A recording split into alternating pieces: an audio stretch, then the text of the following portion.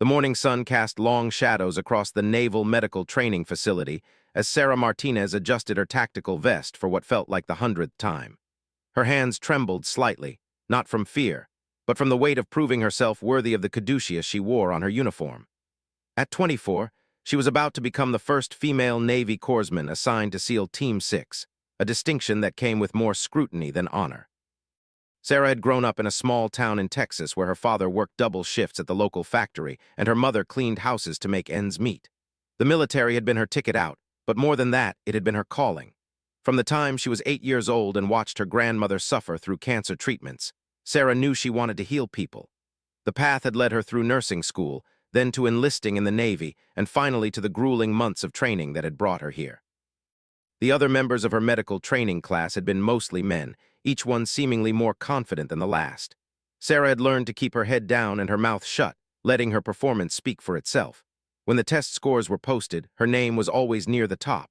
When live training exercises began, she was the one others looked to when someone went down.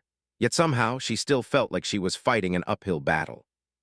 Commander had called her into his office 3 weeks before graduation. The gray-haired officer had spent 20 years in special operations, and his weathered face told stories of missions Sarah could only imagine.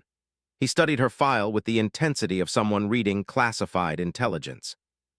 "Martinez, your scores are exceptional. Top 5% in emergency medicine, trauma care, and combat casualty care," he had said, looking up from the papers.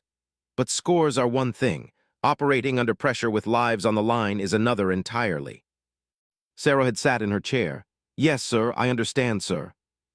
"Do you?" Eyes narrowed slightly.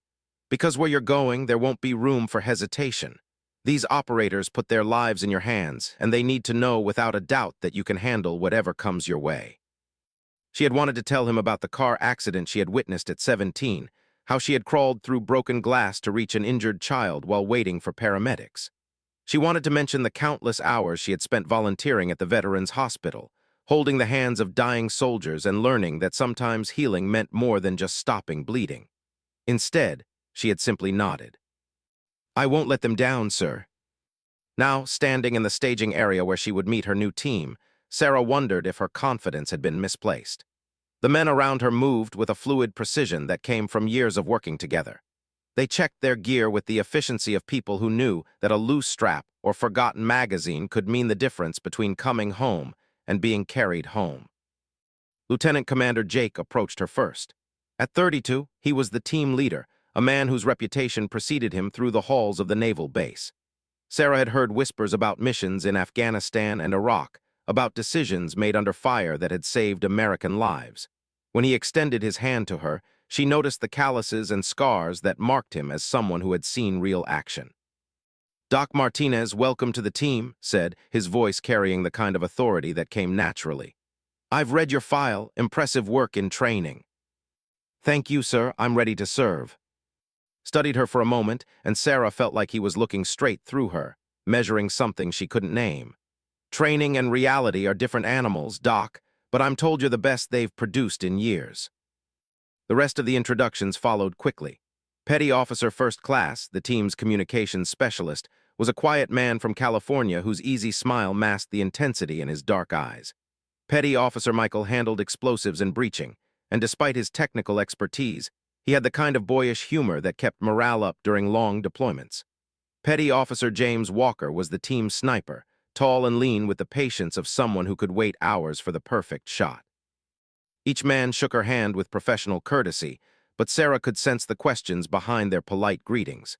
She had proven herself in controlled training environments, but they had no way of knowing how she would react when bullets started flying, and their lives depended on her steady hands and clear thinking. The briefing room was sterile and windowless, lit by harsh fluorescent lights that made everyone look slightly pale. Sarah took her seat at the long table, nodding that she was the only woman among 12 team members. The mission parameters were classified, but she learned they would be conducting medical readiness training in various scenarios designed to test their coordination as a unit. As the intelligence officer ran through threat assessments and operational procedures, Sarah found herself studying her teammates, listened with the focused attention of a man who knew that details saved lives, took notes with mechanical precision. asked technical questions about equipment specifications. Walker said almost nothing, but his eyes never left the briefing materials. These men had been through hell together, Sarah realized. They had probably pulled each other out of burning buildings and carried wounded teammates across hostile territory. They had shared the kind of experiences that forged unbreakable bonds. Now they were being asked to trust their lives to someone who had never fired a shot in anger. After the briefing, pulled Sarah aside. They walked to an empty equipment bay where voices wouldn't carry, and he turned to face her with the direct manner she was beginning to recognize as his style. "Doc, I'm going to be straight with you because that's the only way this works," he began. "The men respect your qualifications, but respect and trust are different things. Trust has to be earned, and it usually gets earned when things go sideways." Sarah nodded, appreciating his honesty even as it reinforced her own doubts. "I understand, sir. I know I have to prove myself." "It's not about proving yourself," corrected. "It's about proving that when one of my men goes down, you'll move heaven and earth to bring him back. It's about proving that you won't freeze when mortar rounds start landing close, or when you're trying to stop arterial bleeding while taking enemy fire." The weight of his words settled on Sarah's shoulders like a heavy pack. She thought about all the hours she had spent training, all the scenarios she had practiced, all the medical knowledge she had absorbed. Suddenly, it all seemed theoretical compared to the reality was describing. "Sir, I won't pretend I'm not nervous," she said finally. "But I didn't come this far to fail. Whatever it takes, I'll do it." His expression softened slightly, the first crack in his professional demeanor. "I believe you mean that, Doc. The question is whether meaning it is enough." Over the following days, Sarah threw herself into integration training with an intensity that surprised even her. She memorized not just medical protocols, but the personal details that might matter in combat. Had a wife and twin daughters in San. His parents ran a restaurant in San Francisco, and he sent them money every month. Walker had grown up on a farm in Iowa and still considered himself more comfortable with animals than people. She learned their individual medical histories, their blood types, their allergies, and the locations of old injuries that might complicate treatment. More importantly, she began to understand their personalities and how they might react under stress. Stayed calm under pressure but tended to overanalyze. Used humor to cope with fear, which meant he might joke even while seriously injured. Walker's natural stoicism could mask the severity of wounds. The training exercises started simple but quickly escalated in complexity. Sarah found herself treating simulated injuries while the team ran live-fire drills around her. She practiced emergency surgery in a tent while speakers blared the sounds of explosions and gunfire. She learned to distinguish between the crack of friendly fire and the deeper boom of enemy weapons. During one particularly intense exercise, suffered a simulated chest wound from an improvised explosive device. Sarah had to establish an airway and seal a tension pneumothorax while the rest of the team provided covering fire against role players simulating enemy forces. Her hands remained steady as she worked, but she could feel sweat beading on her forehead despite the cool morning air. "Talk to me," she said as she worked, knowing that keeping injured personnel conscious and responsive was often as important as the medical treatment itself. "Doc, please tell me you know what you're doing," replied, staying in character even though they both knew the blood was just theatrical makeup. "I've got you, brother. Just stay with me," Sarah responded, surprised by how naturally the word brother had come out. In that moment, it felt completely genuine. When the exercise ended, approached her as she cleaned simulated blood off her hands. "Good work, Doc. Clean technique kept your patient talking, didn't let the noise distract you." Sarah felt a small surge of pride, but she could see in his eyes that this had been just another test. The real evaluation would come when the stakes weren't simulated. That evening, the team gathered in the common area of their temporary barracks. It was the first time Sarah had been included in their informal social time, and she wasn't sure what to expect. The conversation ranged from sports to family to shared memories of previous deployments. Sarah mostly listened, learning more about the men she might someday be responsible for keeping alive. Showed pictures of his daughters on his phone, beaming with the pride of a man who considered fatherhood his greatest accomplishment. "Emma just lost her first tooth," he said, scrolling through photos. "My wife says she's been asking when Daddy's coming home." "Kids are resilient," Walker offered in his quiet way. "They understand more than we give them credit for." Nodded agreement. My nephew is 5, and last month he told his teacher that Uncle Mike fights bad guys so the good guys can be safe. Sometimes I think kids see things clearer than adults do. The conversation continued around her, and Sarah found herself thinking about the families these men went home to, the people who worried about them every time they deployed. She thought about her own family, her parents who still didn't completely understand what she did for a living, but supported her anyway. The responsibility felt heavier than any medical equipment she had ever carried. As the weeks passed, Sarah's integration with the team continued to improve. She learned their communication styles, their individual strengths and weaknesses, and the subtle ways they looked out for each other. She began to feel like she was becoming part of something larger than herself, a brotherhood built on mutual dependence and shared sacrifice. But late at night, lying in her narrow bunk, Sarah sometimes wondered if she was really ready for what lay ahead. Training could simulate many things, but it couldn't replicate the chaos and terror of real combat. It couldn't prepare her for the weight of making life-or-death decisions while under fire, or the burden of living with the consequences if she failed. She thought about Commander's words about hesitation, about emphasis on trust, about the families these men would return to if she did her job right. The pressure was immense, but Sarah had learned long ago that pressure either crushed you or forged you into something stronger. As she drifted off to sleep, Sarah made herself a promise. When the time came, when her teammates needed her most, she would be ready. She would be the healer they needed, the steady hands they could depend on, the person who brought them home. The little girl from Texas who had watched her grandmother suffer had grown into a woman who would prevent others from suffering the same way. Tomorrow would bring new challenges, new tests, new opportunities to prove herself worthy of the trust these men were slowly beginning to place in her.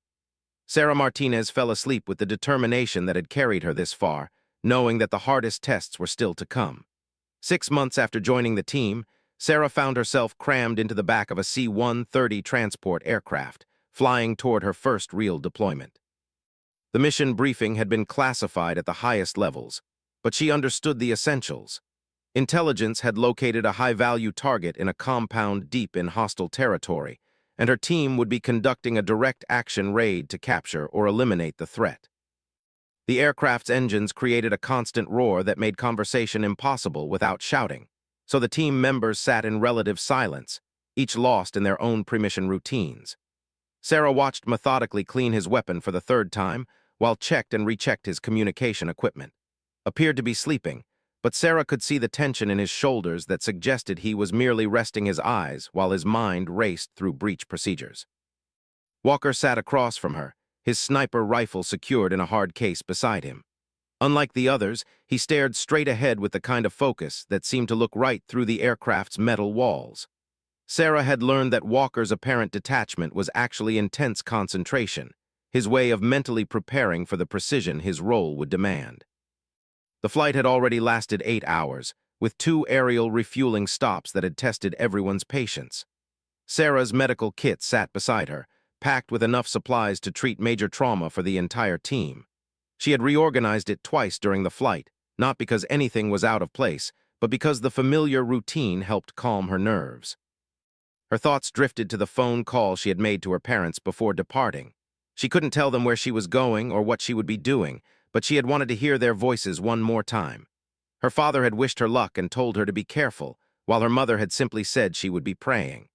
Sarah wasn't particularly religious, but she found comfort in knowing that somewhere back in Texas, someone was thinking about her safety. Lieutenant Commander rose from his seat and moved carefully down the aircraft's center aisle, checking on each team member. When he reached Sarah, he leaned down to speak directly into her ear, his voice barely audible over the engine noise. "How are you feeling, Doc?" "Ready, sir," Sarah replied, hoping her voice sounded more confident than she felt. Studied her face in the dim red lighting of the aircraft's interior. "Remember, once we hit the ground, everything happens fast. Trust your training, trust your instincts, and trust us to do our jobs so you can do yours." Sarah nodded, understanding the deeper message in his words. The team would protect her so she could focus on keeping them alive. It was a circular dependency that required absolute faith in each other's abilities. The aircraft began its descent 20 minutes later, and Sarah felt her ears pop as the pressure changed. The crew chief appeared and began preparing for their insertion, his movements efficient and businesslike. Sarah checked her gear one final time, ensuring that her medical supplies were secure but easily accessible. The plan was straightforward in concept but complex in execution. The team would fast rope from the aircraft into a landing zone approximately 2 kilometers from the target compound. They would move on foot under cover of darkness, establish surveillance, and wait for dawn to begin the assault. Sarah's role was to remain with the command element during the initial breach, ready to treat casualties as they occurred. When the aircraft's rear cargo door opened, Sarah felt a rush of cold air that cut through her tactical uniform. Below, she could see nothing but darkness punctuated by occasional pinpricks of light from distant settlements. The landscape looked hostile and alien, a reminder that they were operating thousands of miles from home in a place where American forces were decidedly unwelcome. Gave the hand signal, and the team began their descent. Sarah watched each man disappear into the darkness below, their movements smooth and practiced despite the challenging conditions. When her turn came, she gripped the rope with gloved hands and pushed off from the aircraft, feeling her stomach lurch as she dropped into the void. The fast rope descent lasted only seconds, but it felt like an eternity. Sarah's feet hit the ground harder than she had expected, and she rolled to absorb the impact as she had been trained. Around her, the team was already moving to establish a defensive perimeter, their night vision goggles giving them advantages that the darkness couldn't take away.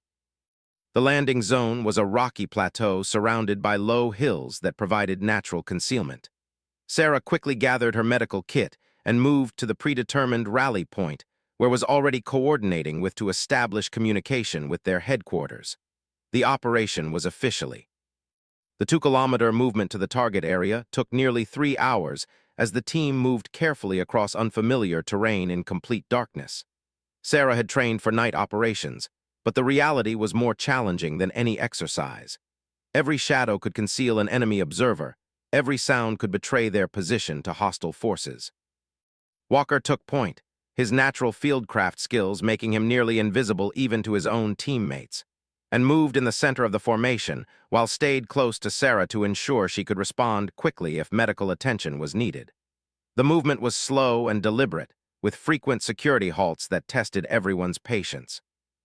As they approached the target compound, Sarah could see lights burning in several buildings, suggesting that the facility was occupied and active. Intelligence reports had indicated that the target maintained a significant security presence, but actual numbers and disposition remained unknown. That uncertainty added another layer of risk to an already dangerous mission.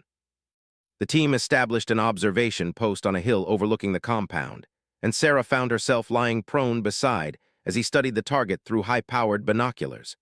She could see guard towers at each corner of the compound and several armed men patrolling the perimeter.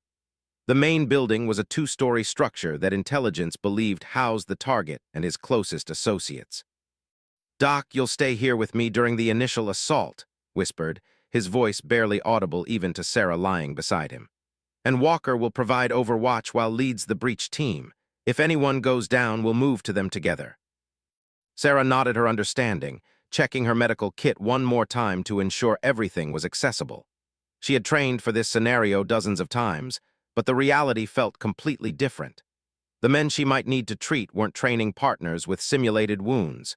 They were real people who could suffer real injuries or death if she failed to perform. The assault began at dawn, timed to coincide with the period when human alertness was naturally at its lowest. Sarah watched through her own binoculars as team moved into position near the compound's main gate. Walker had established a sniper position that gave him coverage of the guard towers, while coordinated the attack from his position beside and Sarah. The first shots came from Walker's rifle, precisely aimed rounds that eliminated the tower guards before they could raise an alarm. His team moved immediately, breaching the main gate with explosive charges that shattered the morning quiet. Sarah could hear automatic weapons fire erupting from inside the compound as the assault team engaged the remaining guards. "Contact front," his voice crackled through the radio, indicating that the team had encountered resistance. Sarah's pulse quickened as she listened to the reports of enemy positions and movements. So far, no American casualties had been reported, but she knew that could change in an instant. The firefight continued for nearly 20 minutes, with Sarah watching helplessly from the observation post as muzzle flashes and explosions lit up the compound below. maintained constant communication with the assault team, coordinating their movements and providing tactical guidance when needed. Sarah found herself holding her breath during the longest periods of radio silence, fearing the worst. "We've got wounded." His voice finally came through the radio, the words Sarah had been dreading. "Is down, we need Doc up here now." Was already moving before finished speaking, and Sarah followed close behind as they rushed down the hillside toward the compound. Her medical training kicked in automatically, her mind cycling through trauma protocols even as her feet navigated the rocky terrain. Was the team's communications specialist, a quiet professional with twin daughters waiting for him at home. They reached the compound in less than 5 minutes, but it felt like hours to Sarah. She could hear sporadic gunfire from inside the main building, indicating that the assault team was still engaged with enemy forces. Met them at the gate, his face grim beneath his tactical helmet. "Took a round to the leg, maybe hit an artery," reported quickly. "Walker's got him stable for now, but he's losing blood fast." Sarah followed through the compound's courtyard, stepping over debris and spent ammunition casings. The smell of gunpowder and smoke hung heavy in the air, mixed with something else she didn't want to identify. This was her first experience with the aftermath of real combat, and the sensory overload was overwhelming. She found propped against the wall of an outbuilding, Walker applying pressure to a wound in his thigh. Even in the dim morning light, Sarah could see that had lost significant blood. His face was pale, and his uniform was soaked red from the waist down. But his eyes were alert, and he managed a weak smile when he saw her approaching. "Hey, Doc, glad you could make it to the party," said, his voice strained but steady.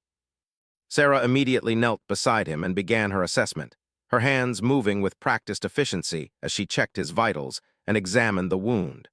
The bullet had indeed hit his femoral artery, and Walker's pressure bandages were the only thing preventing from bleeding to death.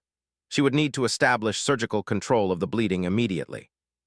"I need you to stay still," Sarah said as she opened her medical kit. "Walker's done good work here, but I need to get this bleeding stopped permanently."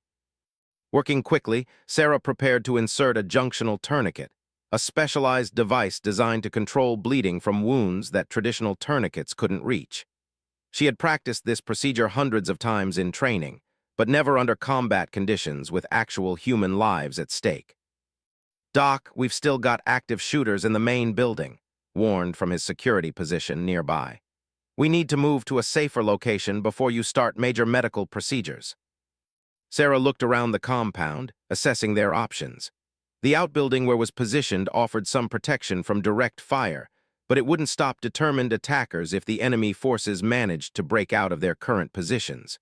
Moving might cause additional blood loss, but staying put might get them all killed. "Give me 2 minutes to get the bleeding controlled," Sarah decided. "Then we can move him to the extraction point." She worked with intense focus, blocking out the sounds of ongoing combat as she positioned the tourniquet and began the delicate process of stopping hemorrhaging. Her hands remained steady despite the adrenaline coursing through her system, and she felt a surge of confidence as the device began to work as designed. "Looking good, Doc," said, his color already beginning to improve as the bleeding stopped. "Feels like you know what you're doing after all." Sarah managed a smile despite the circumstances. "Don't sound so surprised. I didn't come this far to lose one of you guys on my first mission." The extraction went smoothly once Sarah had stabilized.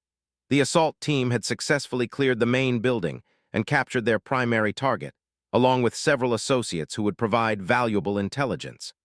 Was evacuated to a field hospital where surgeons would repair his damaged artery, but Sarah's emergency treatment had undoubtedly saved his life. As the team gathered for debriefing back at their forward operating base, Sarah felt a mixture of exhaustion and elation.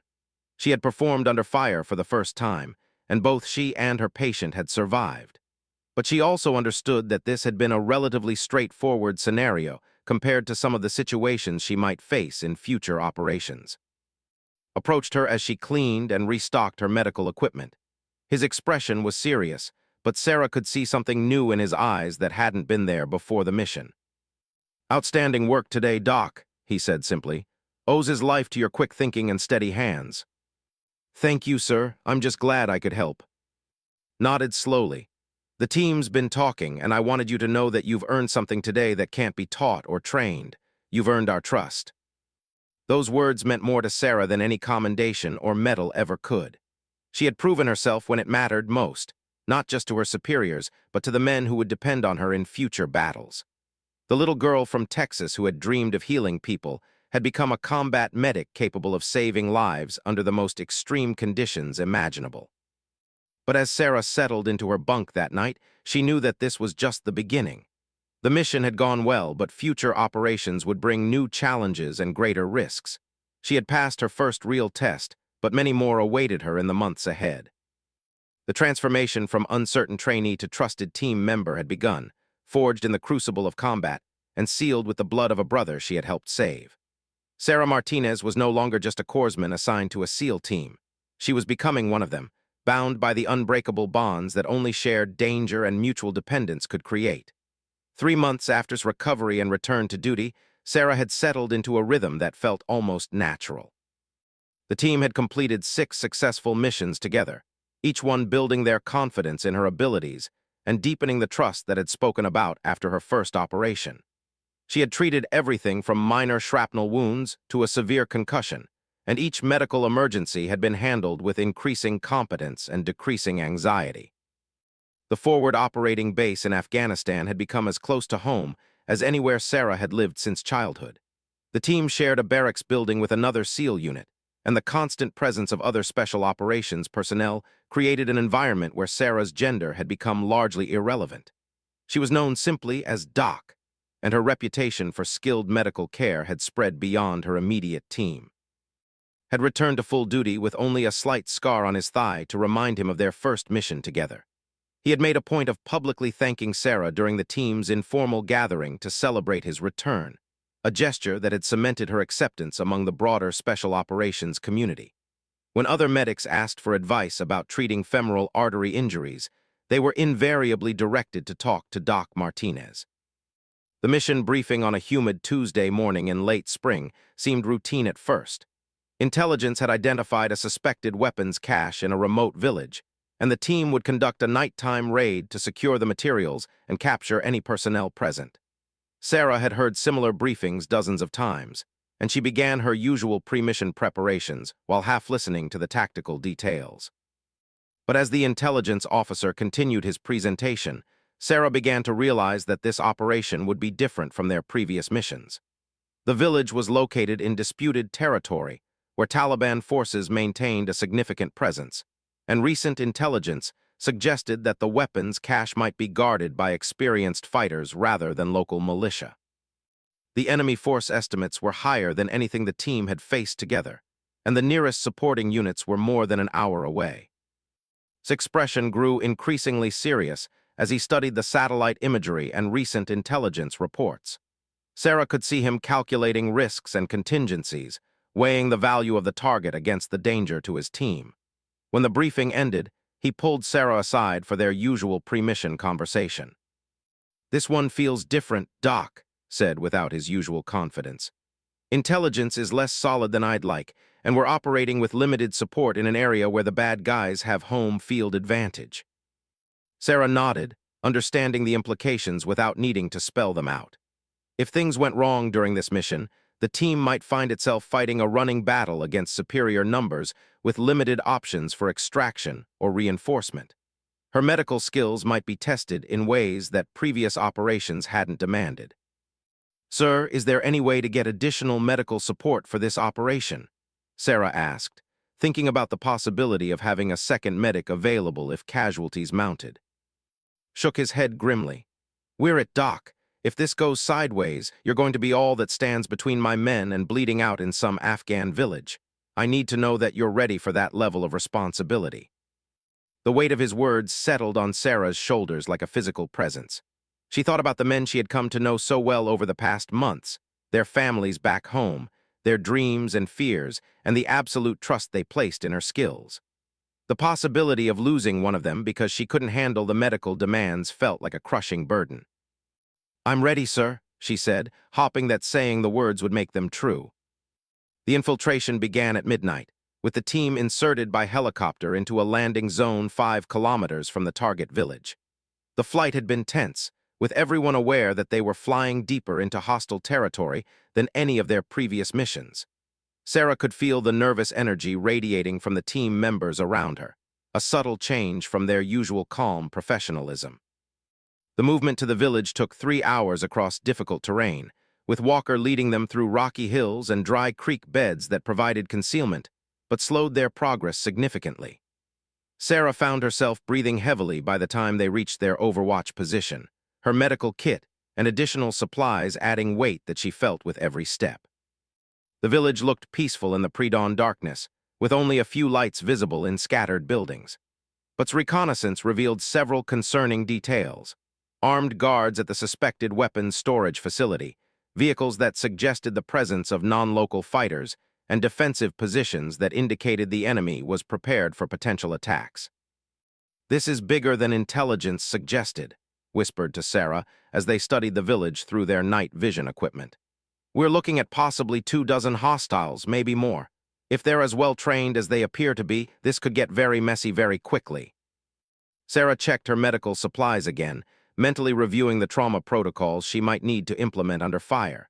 She had enough equipment to treat multiple serious casualties, but if the team suffered heavy losses, she would be forced to make the kind of triage decisions that had haunted medics throughout military history. The assault began with Walker eliminating 2 guards who were smoking cigarettes outside the suspected weapons facility. His suppressed rifle made barely audible sounds, but within minutes, the village erupted into chaos as more enemy fighters emerged from concealed positions throughout the area. "Contact front, contact left. We've got fighters moving from multiple positions." His voice crackled through the radio as his assault team found itself engaged with a larger force than anyone had anticipated.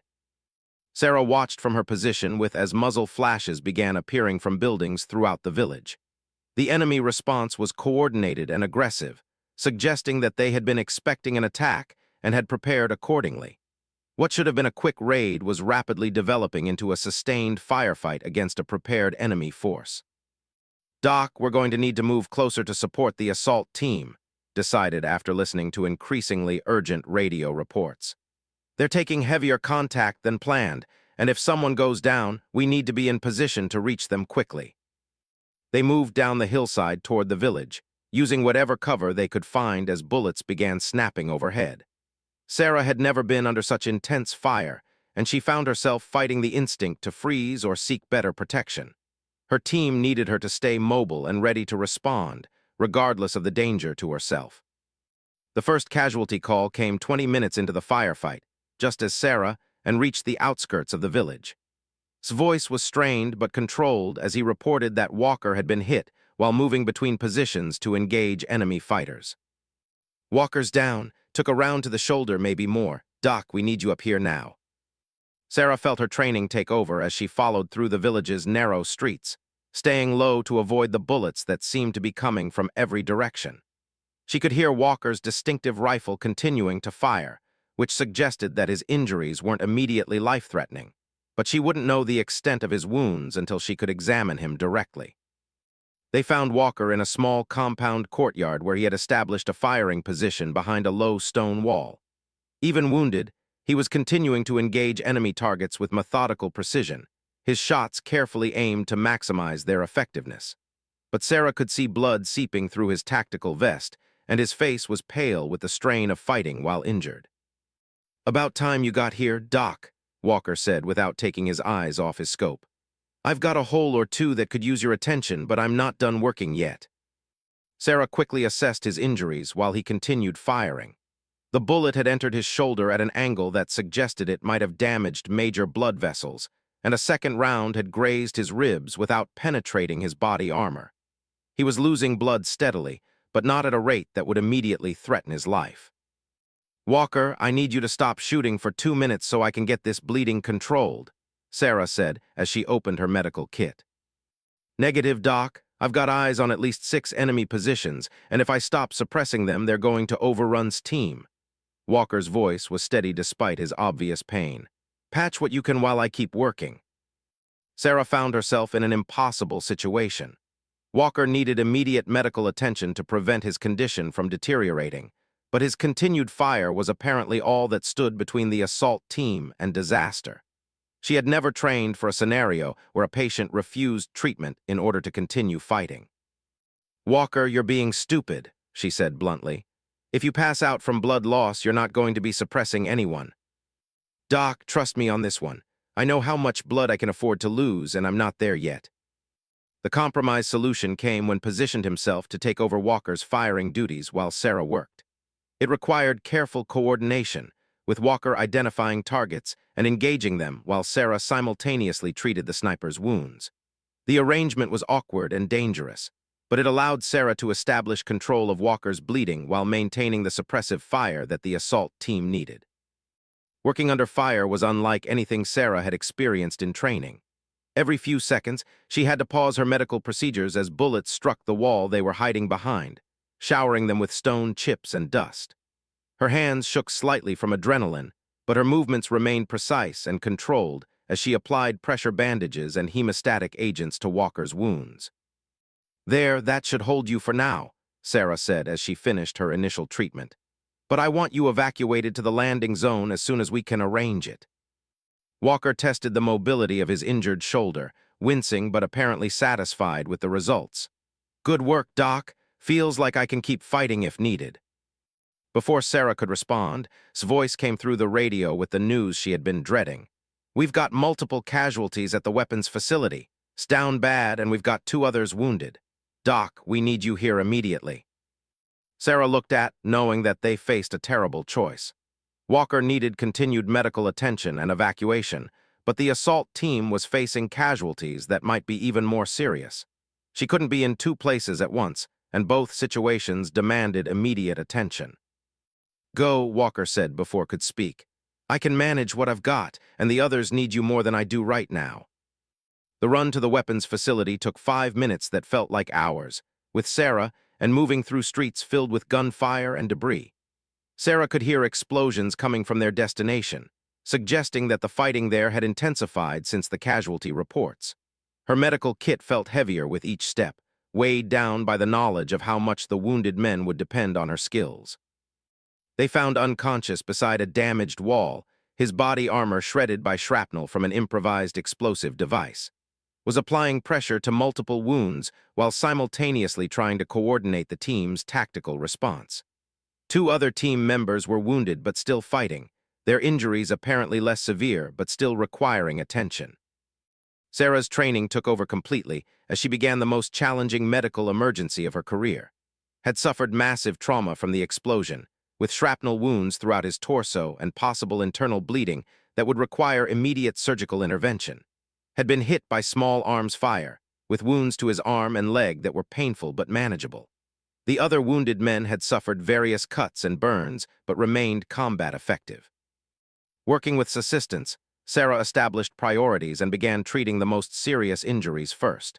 Needed immediate evacuation or he would die, but moving him under fire would be extremely dangerous.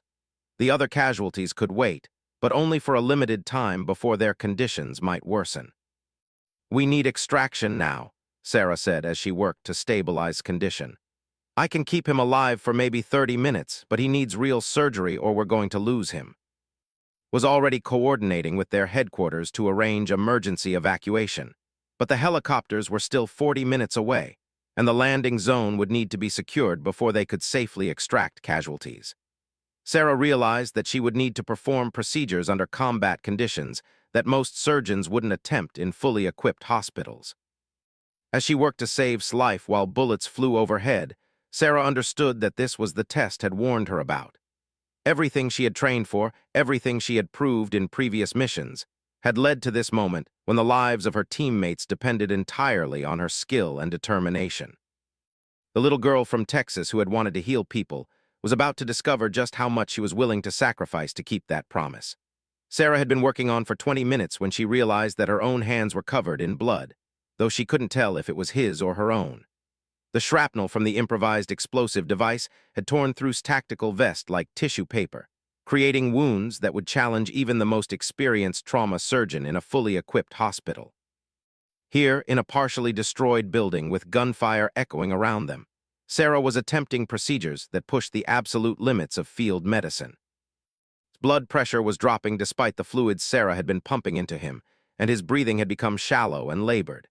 She had managed to control the external bleeding from his most visible wounds, but suspected internal hemorrhaging that she couldn't address without surgical intervention. Every few minutes, she would check his pupils with a small flashlight, praying that she wouldn't see the signs of traumatic brain injury that would make all her other efforts meaningless. "Talk to me, Doc," said during a brief lull in the firing outside. "What's status?" Sarah wiped sweat from her forehead with the back of her wrist, leaving a streak of blood across her skin. "He's stable for now, but barely. I've got the external bleeding controlled, but I think he's got internal injuries that I can't fix out here. If that helicopter doesn't get here soon, we're going to lose him." His jaw tightened as he processed the information. Sarah could see him making calculations that went far beyond medical considerations. The team was pinned down in a hostile village with limited ammunition and no immediate support. Every minute they remained in their current position increased the risk to everyone, but moving in his current condition might kill him just as surely as staying put.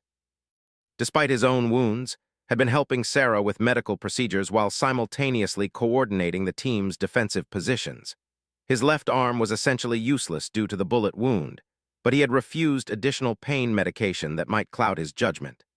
Sarah had watched him guide other team members to better positions and call in supporting fire, all while blood seeped through the bandages she had applied to his injuries. "You need to let me look at that arm again," Sarah said during another brief pause in her work on. "I can see you're losing more blood than I'd like." "I'm fine, Doc. Focus on," replied. But Sarah could hear the strain in his voice that suggested his injuries were more serious than he was admitting. The sound of approaching helicopters finally reached them after what felt like hours, but had been only 35 minutes since the casualty reports began. Sarah felt a surge of hope, but she knew that the most dangerous part of the evacuation was still ahead. The landing zone would need to be secured, the wounded would need to be moved under fire, and the entire team would need to extract while potentially under attack. "Doc, we're going to move in 2 minutes," announced. "How portable is?" Sarah looked down at the improvised life support system she had created around's unconscious form. She had established 2 IV lines, applied multiple pressure bandages, and positioned him on a spine board that had retrieved from her medical kit. Moving him would restart some of the bleeding she had managed to control, but keeping him stationary would certainly result in his death. "He's as ready as he's going to be," Sarah decided. "But I need to stay with him during the move. If something shifts or starts bleeding again, I need to be right there to fix it." The movement to the landing zone became a running battle as enemy forces attempted to prevent the team's extraction. Sarah found herself moving in a crouch while carrying one end of his improvised stretcher, handling the other end despite his wounded arm, and providing covering fire from positions of concealment along their route. Walker, despite his own injuries, had established an overwatch position and was systematically engaging enemy fighters who tried to pursue the extraction team. Sarah could hear his rifle firing with mechanical precision, each shot carefully aimed to maximize the team's chances of reaching the helicopters safely. She realized that Walker was probably preventing their complete destruction, even though his own wounds were continuing to weaken him. The helicopter landing zone was a flat area outside the village that offered no natural cover from enemy fire. As the extraction aircraft approached, Sarah could see tracer rounds reaching up toward them from multiple positions around the village. The pilots would be flying into a contested environment where enemy forces were actively trying to prevent the evacuation. "Doc, once we get on that bird, is your only priority," shouted over the noise of approaching rotors. "Don't worry about anything else until we get him to a real hospital." The helicopter landing was controlled chaos, with crew members jumping out to help load casualties while the aircraft's door gunners engaged enemy positions around the landing zone. Sarah guided Stretcher into the aircraft's medical bay, immediately connecting his IV lines to the helicopter's more sophisticated life support equipment. For the first time in over an hour, she felt like had a real chance of survival. But as the helicopter lifted off, Sarah realized that Walker had not made it to the extraction point. Through the aircraft's small windows, she could see muzzle flashes from his last known position, suggesting that he was still engaged with enemy forces. The helicopter was already airborne and accelerating away from the landing zone, making it impossible to return for additional personnel. "Where's Walker?" Sarah shouted to over the helicopter's noise. expression was grim as he keyed his radio, attempting to establish communication with their missing teammate. "Walker, this is actual. Report your status." The response came through static and interference, but Walker's voice was recognizable despite the poor radio conditions. "Actual, I'm pinned down in the village. Multiple enemy forces between me and the extraction point. Continue with the evacuation. I'll find an alternate route out." Sarah felt a chill that had nothing to do with the helicopter's open doors. Walker was wounded, alone, and surrounded by enemy forces in hostile territory. His chances of survival without immediate extraction were minimal, but the aircraft was already committed to getting to medical care that couldn't wait. "We have to go back for him," Sarah said, though she knew even as she spoke that the decision was out of their hands. "Doc, focus on keeping alive," replied. "Walker knows what he's doing, and there are other aircraft en route that can attempt his extraction." Sarah turned her attention back to his medical needs, but part of her mind remained focused on Walker's situation. She thought about the quiet sniper who had welcomed her to the team, who had helped save during her first mission, who had continued fighting despite his wounds to protect his teammates during their extraction. The idea that he might die alone in that hostile village was almost unbearable. The flight to the forward surgical hospital took 40 minutes, during which Sarah worked constantly to maintain stability. His vital signs fluctuated wildly, and twice she thought she had lost him completely before managing to restore his pulse and blood pressure. By the time they landed at the medical facility, Sarah was exhausted both physically and emotionally. The hospital's trauma team took over, care the moment the helicopter touched down, wheeling him into an operating room where surgeons would attempt to repair the massive internal damage caused by the shrapnel. Sarah provided a detailed medical report to the receiving physician, then collapsed onto a bench outside the surgical suite to wait for news. Had been taken to a separate treatment area where doctors were examining his wounds and determining whether surgery would be necessary. His injuries were serious but not life-threatening, and Sarah felt confident that he would make a full recovery with proper treatment. Had remained at the hospital to coordinate follow-up operations and attempt to establish contact with Walker. As Sarah sat alone in the hospital corridor, still wearing her blood-soaked uniform, she found herself thinking about the events of the past few hours. She had performed medical procedures under combat conditions that would have been challenging in any environment, successfully stabilizing and evacuating casualties who might have died without her intervention. By any objective measure, she had succeeded in her primary mission of keeping her teammates alive. But Walker was still missing, possibly wounded, definitely alone in enemy territory. The success of evacuating and felt hollow when weighed against the knowledge that one of her brothers-in-arms might be fighting for his life without any support. Sarah realized that this was another aspect of combat medicine that no training could fully prepare her for, the guilt that came with being unable to save everyone. Appeared in the corridor 3 hours later, his expression unreadable as he approached Sarah's position. She looked up at him with questions she was afraid to ask, seeing in his face the kind of weariness that came from making impossible decisions under extreme stress. "He's going to make it," said without preamble. "The surgeons say you kept him alive long enough for them to fix everything else. Another 10 minutes and we would have lost him." Sarah felt a wave of relief that was immediately tempered by concern for their missing teammate. What about Walker? Sat down beside her on the bench, and Sarah could see that he had aged years in the past few hours. Quick reaction force found him 6 hours after we left. He had made it almost 2 kilometers from the village before enemy forces caught up with him. The past tense in statement told Sarah everything she needed to know, but she found herself asking the question anyway. "Is he?" "Walker's alive, but barely," said quietly. "Multiple gunshot wounds, severe blood loss, possible traumatic brain injury. He's in surgery now, but the doctors aren't optimistic about his chances." Sarah felt like someone had punched her in the stomach.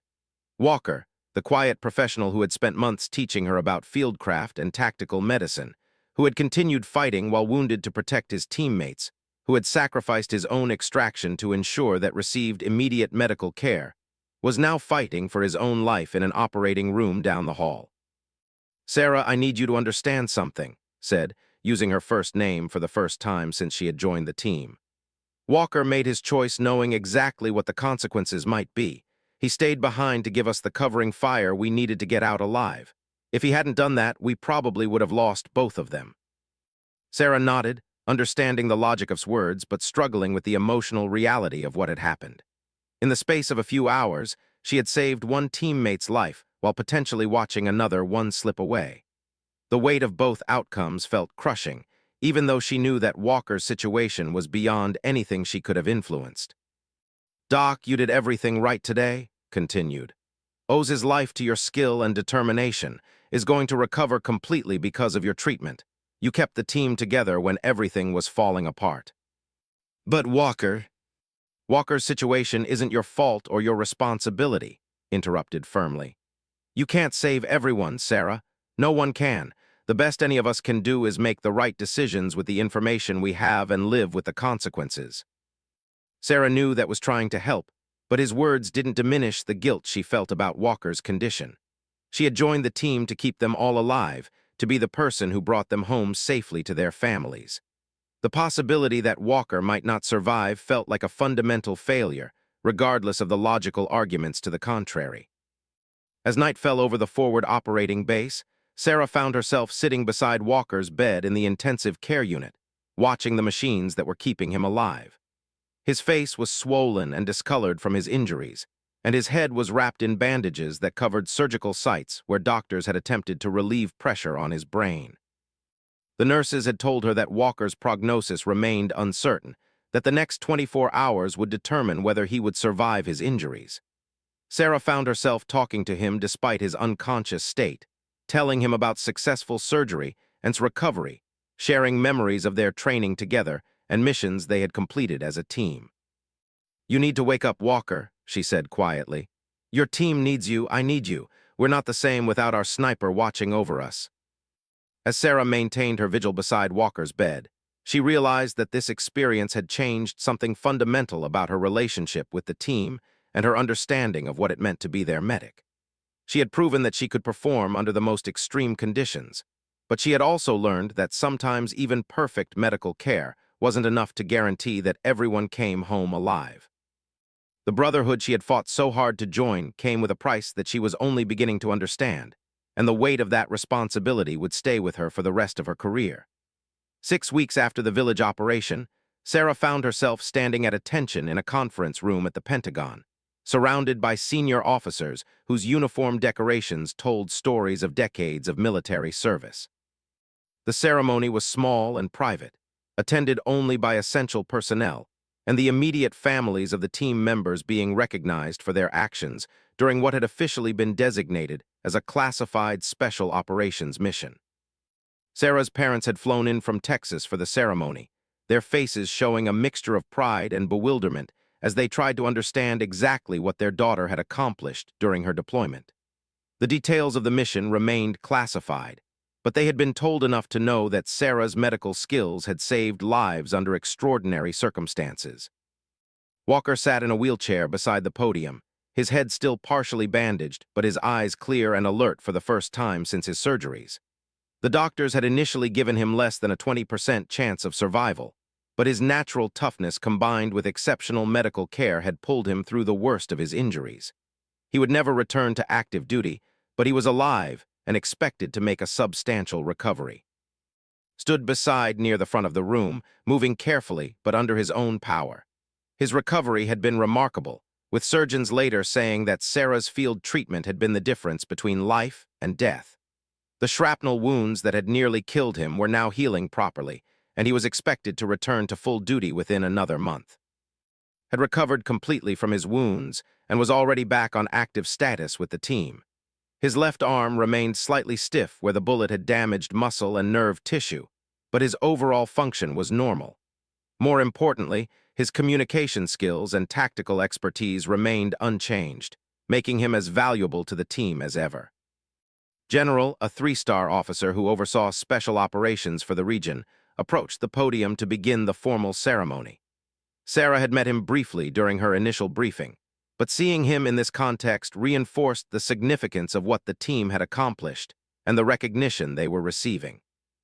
"Ladies and, we are here today to recognize exceptional performance under combat conditions by members of SEAL Team 6, General began, his voice carrying the authority of someone accustomed to addressing large military audiences. Sarah listened as the general recounted the official version of their mission, describing the intelligence value of the weapons cache they had secured and the enemy forces they had defeated during the operation. The language was formal and sanitized, but it couldn't completely hide the reality of what they had experienced in that hostile village. When her name was called, Sarah stepped forward to receive the Silver Star for Gallantry in Action, the third highest combat decoration awarded by the United States military. The citation read by the general described her actions in clinical terms that seemed inadequate to convey the chaos and terror she had experienced while treating her wounded teammates. Petty Officer Martinez demonstrated exceptional courage and medical skill under enemy fire, successfully treating multiple casualties and enabling their evacuation under extremely hazardous conditions. Her actions directly saved the lives of team members and contributed significantly to the success of the mission. As the general pinned the medal to Sarah's dress uniform, she found herself thinking about the weight of the recognition. The Silver Star was an honor that thousands of military personnel had died trying to earn, and receiving it felt both humbling and overwhelming. But more than the prestige of the decoration, Sarah was moved by what it represented about her acceptance within the Special Operations community. Received the Distinguished Service Cross for his leadership during the operation, while and Walker each received bronze stars for their actions under fire. The team had been recognized not just individually, but collectively, acknowledging the way they had worked together to overcome seemingly impossible odds. After the formal ceremony, Sarah's family was given a private tour of parts of the Pentagon that few civilians ever saw. Her father, a man of few words who had worked with his hands his entire life, seemed particularly impressed by the displays of military history and technology. Her mother asked detailed questions about Sarah's training and responsibilities, clearly trying to understand the world her daughter now inhabited. "I still don't completely understand what you do," her mother said as they walked through a corridor lined with portraits of military heroes. "But I can see that you're helping people, and that's what you always wanted to do." Sarah thought about all the ways her job differed from the simple desire to heal that had motivated her as a child. The reality of combat medicine was more complex and morally ambiguous than she had ever imagined, involving decisions about life and death that went far beyond technical medical skills. But at its core, her mother was right. She was still helping people, just in circumstances that most healers never faced. The team gathered that evening for an informal dinner at a restaurant near the base, their first opportunity to socialize together since the mission that had earned them their decorations.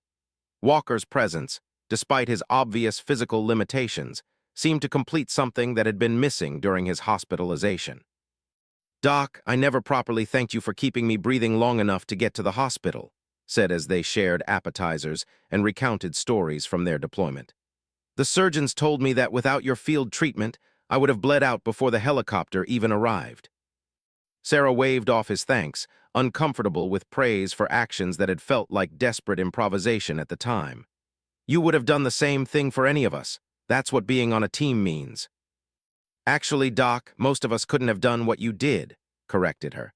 "We can put pressure on wounds and call for evacuation, but what you did out there was real medicine under impossible conditions." Who had been unusually quiet during dinner, finally spoke up with characteristic directness. "Sarah, when I first met you, I told you that trust had to be earned. I want you to know that you've earned more than trust. You've earned respect from people who don't give it easily." Walker, speaking slowly but clearly despite his injuries, added his perspective. "Doc, there's something you need to understand about what happened in that village. I made my choice to stay behind because I knew you were there to take care of. If I hadn't trusted your skills completely, I never would have been able to make that decision." The weight of Walker's words settled on Sarah as she realized another dimension of what had happened during their mission. Walker's sacrifice hadn't been just about providing covering fire for the extraction. It had been enabled by his confidence that Sarah could keep alive during the evacuation. His trust in her abilities had given him the freedom to make the tactical decision that had probably saved multiple lives. "Walker, I want you to know that I would have gone back for you if the choice had been mine," Sarah said quietly. "I know you would have, Doc. That's exactly why I knew I could count on you to take care of the rest of the team." As the evening progressed, Sarah found herself reflecting on the journey that had brought her from an uncertain trainee to a decorated combat veteran. The little girl from Texas who had wanted to heal people had become someone who could make life-or-death decisions under fire, who could perform complex medical procedures while bullets flew overhead, who had earned the trust and respect of some of the military's most elite warriors. But the transformation had come with costs that she was still learning to understand. The guilt about not being able to save everyone, the weight of responsibility for other people's lives, the knowledge that future missions would bring new challenges and new opportunities for both success and failure. Sarah realized that becoming truly effective in her role required not just technical skills, but emotional resilience that could only be developed through experience. 3 months later, Sarah received orders for her next assignment, training new corpsmen who would be assigned to special operations units. The position was both an honor and a recognition of her expertise, but it also meant leaving the team that had become her military family. The goodbye dinner was held at the same restaurant where they had celebrated their decorations, but the mood was very different. Sarah was excited about the opportunity to share her knowledge with the next generation of combat medics, but leaving, and Walker felt like abandoning family members. "Doc, you're going to do great things in that training position," said as the evening wound down. "But I want you to remember something. The best teachers are the ones who actually done the job. Don't ever let anyone tell you that your experience doesn't matter." Had a more personal message. "Sarah, my daughters drew pictures for you." He handed her a folder containing colorful drawings of hearts and flowers, with "Thank you for helping Daddy" written in a child's careful handwriting. "They may not understand what you do, but they know you're the reason I came home." His farewell was characteristic of his personality. "Doc, promise me you'll teach those new medics about improvisation. Half of what we do out there isn't in any manual, and they need to know that thinking fast is just as important as knowing procedures." Walker's goodbye was the most difficult for Sarah to hear. Despite his remarkable recovery, he would never return to active duty, and they both knew that their paths were unlikely to cross again in the military environment that had brought them together. "Sarah, you've become more than just our medic," Walker said, using her first name as had done during their most difficult moments. "You've become our sister, and that's something that doesn't change just because we're in different units." As Sarah cleaned out her gear and prepared for her new assignment, she found herself thinking about the evolution of her relationship with the team. She had started as an outsider trying to prove herself worthy of their trust, but somewhere along the way, she had become an integral part of their brotherhood. The bonds forged in combat were different from any other relationship she had experienced, built on mutual dependence and shared sacrifice in ways that civilian life rarely demanded.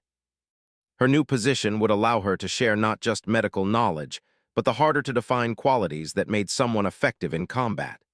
The ability to think clearly under pressure, the willingness to take calculated risks to save lives, the understanding that sometimes perfect medical care wasn't enough, but that didn't excuse giving anything less than everything you had. Sarah Martinez had begun her journey as a young woman who wanted to heal people. Through her service with SEAL Team 6, she had become something more complex. A warrior healer who understood that sometimes the greatest act of compassion was the willingness to put yourself in harm's way to protect others. The little girl from Texas who had watched her grandmother suffer had grown into someone who could prevent others from suffering the same way, even under the most extreme conditions imaginable. As she drove away from the base for the last time, Sarah carried with her the memories of the men who had become her brothers, the patients she had saved, and the knowledge that she had proven herself worthy of the trust that combat demands. The silver star on her uniform was a symbol of recognition from her country, but the real measure of her success was simpler. And Walker were all going home to their families, and that was worth more than any decoration ever could be. The ordinary girl who had been tested by extraordinary circumstances had discovered that heroism wasn't about being fearless or perfect. It was about showing up, doing your job, and refusing to quit when the people you cared about needed you most. Sarah Martinez had learned to carry the weight of that responsibility, and in doing so, she had become exactly the person she had always dreamed of being.